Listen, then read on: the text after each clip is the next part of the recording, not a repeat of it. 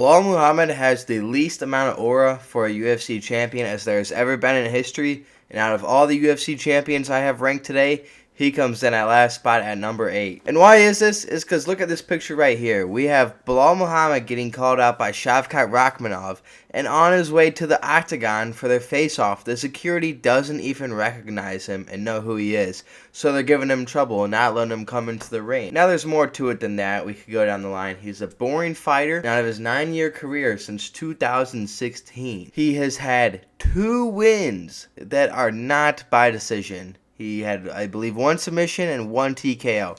Every other win in his career has been by decision. There have been 2 wins in his career that have not been by decision. Every other win in his career has been by decision, meaning he has not stopped the other opponent. The judges have viewed him as the better fighter and the fighter winning that fight, but he has never stopped an opponent in the last 9 years outside of 2 times. His nickname is Belal, remember the name Muhammad, and there have been announcers and interviewers before that have literally forgotten his name. You can't have less aura than that as a champ, and it is just unbelievable. Number 7, Alexandre Pantoja, and I know I'm wrong. Pantoja is one of the most skilled champions in the UFC right now. He's in a skilled weight division. He's double lapping his division. But this shouldn't play a factor, but it does for a lot of people.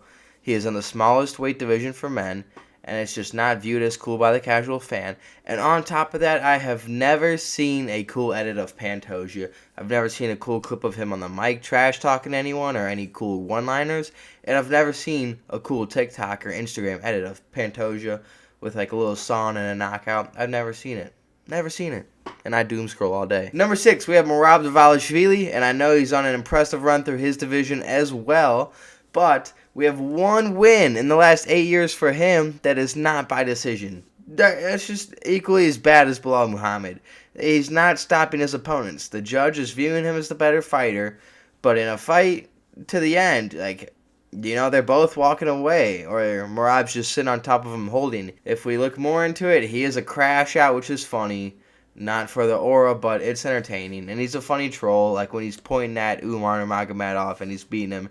And he cardio mogs everybody in his fight. We'll get to the championship rounds and he could do whatever he wants because he's just built different. So that's why he comes in at number 6, because the next people on this list are... At number 5, we have Jon Jones and Tom Aspinall, and they're tied. We don't put one above the other. You look at Jon Jones, and this guy is the GOAT. He should have the most aura. He should be above everybody else ever, right? Well, you can't have the most aura if you're literally running from the other champion in your division. You can't have aura if there is another champion in your division. And the fact that you're running away from him, and it's not a confirmed upcoming fight yet, what are we doing here? You might be GOAT status record-wise, but your aura, man, you are not on the Mount Rushmore of aura, I'll tell you that. Not on the Mount Rushmore all-time of aura, and not on the current Mount Rushmore of UFC champion aura.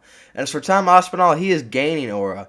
You can't have that much because you're not the undisputed champion, but for scaring the GOAT into hiding, that gets some aura points. That is very cool, very cool. But moving on to number 4, we have Dricus Du Plessis. Dricus Du Plessis has the 4th most aura out of any champion in the UFC right now, and we'll get into these reasons because, A, he is racking up an insane resume with all these wins. Right, I know he wins by somehow, he'll fall into a takedown and end up getting a submission, run in with his head down and land a 3-piece combo and just do that round after round and win the fight. His fighting style looks like something I would do if I got into a street fight. It's just completely random, but in the process of doing this, he's beaten Sean Strickland twice, who is a good fighter despite what people are saying. He's been Israel Adesanya, who's one of the best middleweights of all time. He's beaten Robert Whittaker, and now he has a pretty good chance to beat Khamzat Chimaev. A lot of people won't acknowledge this, but Khamzat's biggest weakness is his cardio, and Dricus' biggest advantage is his cardio. Khamzat's definitely favored in the first 2 rounds, but after that, it's pretty unknown, and Dricus' style matches up for Khamzat's pretty well. He's a strong guy. He can do decent in grappling. Obviously not as good as Khamzat, but there's nobody built better than Dricus is currently to beat Khamzat Chimaev. And on top of all this, he is great on the mic. He made Israel Adesanya and Sean Strickland cry in press conferences in front of thousands, millions of people of the world in back-to-back press conferences. Every time Dricus is on the mic, it's a 10-8 for Dricus, and nobody's been able to beat him yet. Number 3, we have Islam Makhachev, and I know what you guys are saying. He's a pound-for-pound number 1. How is he not number 1 in the aura when we're ranking champions, right? Islam Makhachev is number 3 on the aura list because he is on a potential go run, which is boosting him through the roof. You know, he's funny too. He's got the Dagestani aura. But he only fights 1 to 2 times per year. And you could go through his record and look. It's either 1 or 2 fights per year. And, like, he's getting his wins. He's not losing, but he's not that active of a champion as some people would have you believe. And on top of that, he's beating guys like Moicano. Like, I know you're supposed to fight Arman, and I do think he would have beat Arman, even though it would have been a good fight. We're getting to the point now where he's not fighting the best guys. Like, he's fighting Dustin Poirer, who is a legend, but Dustin Poirer is not one of the top lightweights in the world right now, even though it was a good fight. He is not one of these names on your resume in 2024 or 2023 that's going to boost you through the roof.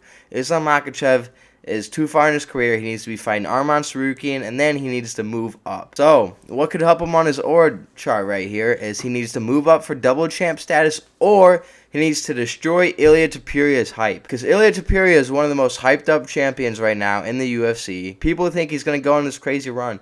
Islam Makhachev could shut this completely down and take all of Ilia's aura and just fade it into his aura. And then we have Makhachev just looking like the greatest fighter of all time. People would be calling him the GOAT if he beats Ilia Topuria. I think he should go to double champ, maybe fight Ilia first, then go up to 170 welterweight and fight Belal Muhammad for champ. Those are 2 options right there immediately to Makhachev that he needs to do other than fighting in this division that will just boost him through the roof. Number 2, we have Poatan, Alex Stonehands Pereira. And why is Alex Pereira the second most aura champion in the UFC right now? It is because he is carrying the UFC. He is saving event after event. Main card, pay-per-view fight falls out. They're like, what are we going to do?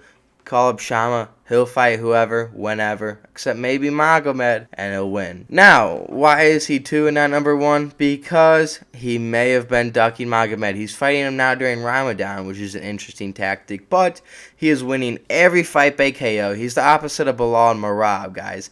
He is winning every fight by KO. He's not letting anything go to judges. He has 2 fights in his UFC career where it's gone to judges, and then he has 1 loss to Adesanya. Every other fight besides that, he's knocked his opponent out. That is crazy, and the fact that almost all of them have been in championship fights. He's also an extremely active fighter. He fights 3-4 times a year, winning these fights, knocking everybody out. He's Shamba. He walks around.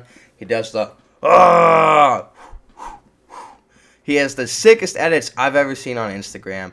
He has the coolest walkout I've ever seen. And he ended Israel Adesanya's run, which many people were not a fan of due to him being cringy, etc., etc., etc. This, ladies and gentlemen, is why Alex Pereira is the second most hyped up aura fighter in the UFC. And number 1 on this list should not be any surprise to you guys. The UFC champion with the most aura currently is Ilia Topuria. And I know he only has 1 title defense, but guys, he has the 2 most impressive back-to-back wins in the UFC of all time.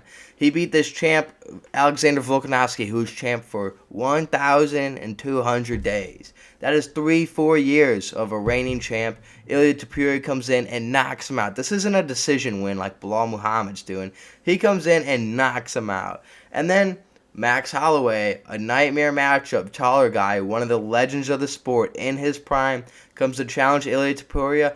Ilia Topuria, what does he do? He knocks him out right after Max came off one of the best wins in his career with one of the best knockouts in UFC history. And then on top of that, what else factors into aura? Well, he's fly, dapper, steez, all of the above, all of those 3. Look at him in a suit right there. He is always well-dressed, and he has a very good look to him. He just screams like you're walking down the street, you know that's the champ right there. You don't have to know who he is, but you know he's important, therefore he has aura. And he is an entertaining fighter. Like I said, he's not going to decision. He's knocking these guys out, and they're not ordinary guys. He's knocking legends out. And to top all that off, he is great on the mic. He got under Max Holloway's skin, even though he's the, who's Joe?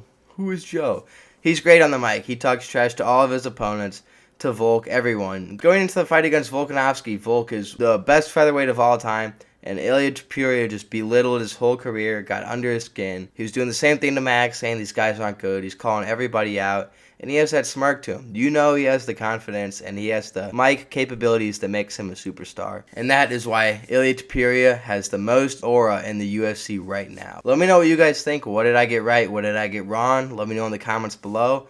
Please sub if you've made it this far. We're on the road to 600 subs. We're almost there. And I'll see you guys in the next one.